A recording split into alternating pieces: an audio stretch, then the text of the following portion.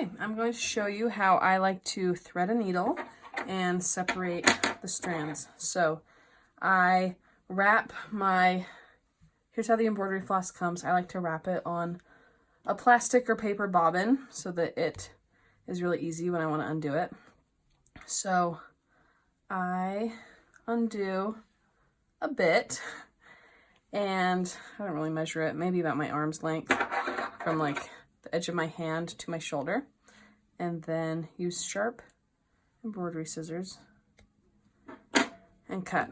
So this embroidery floss is 6 strands, which means there's 6 little tiny strands of floss that's kind of twisted together to make the floss. I typically like to use 3 strands, so I will count out 3 and separate them. It helps if you have like a little bit of tension.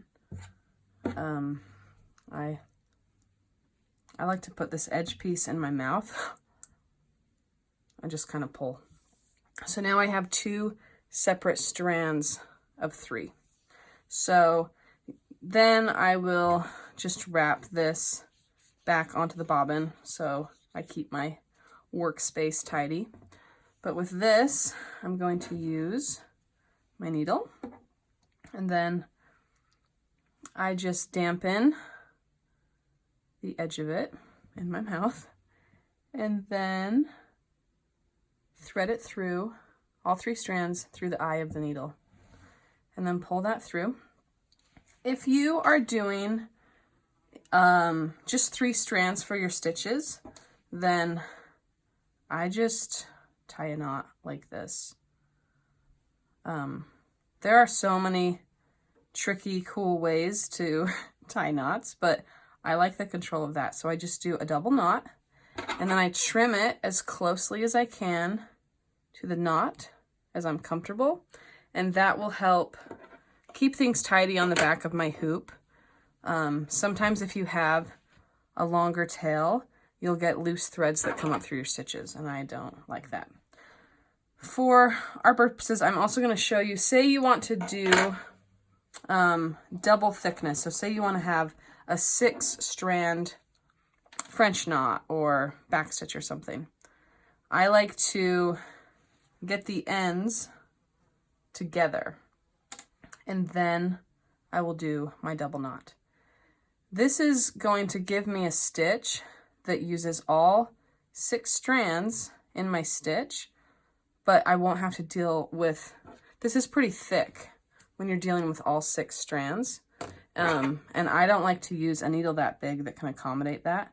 So this way I have double the thickness in my stitch just by bringing these ends together and tying the knot. So, but normally if you are just doing a 3-strand, oh, didn't get that very well. These scissors are not ideal. They're not my favorite, but they're so cute and little.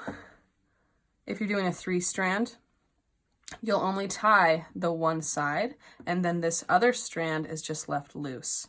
So your knot would be here, and this is loose. And then as you're stitching, you're always making sure that this little thread doesn't get stuck in the fabric, because you're always pulling that through, because that's how you keep growing like that.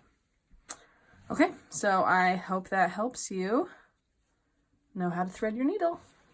So I'm going to show you the back stitch on this thin green line that I've already started. So I already have this row of stitches. You just first do a normal stitch, just a little one, and then you skip ahead a little bit, pull through, and then you come back into the same hole where that previous stitch ended, so that you have this nice continuous line. So jump ahead and then come back through the same hole, just like that. And this is one of the most basic embroidery stitches. It's kind of your fundamental line.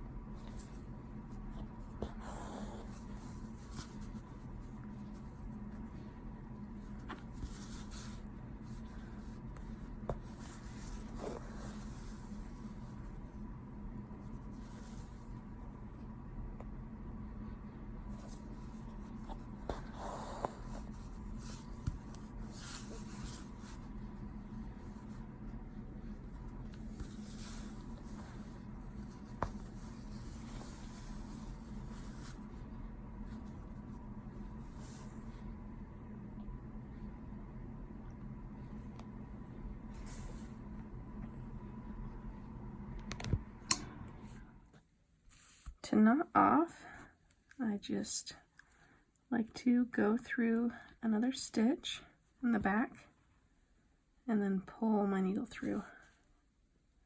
So here's this hole right here, this circle. I pull my needle through that circle. Usually do it twice, and then snip it.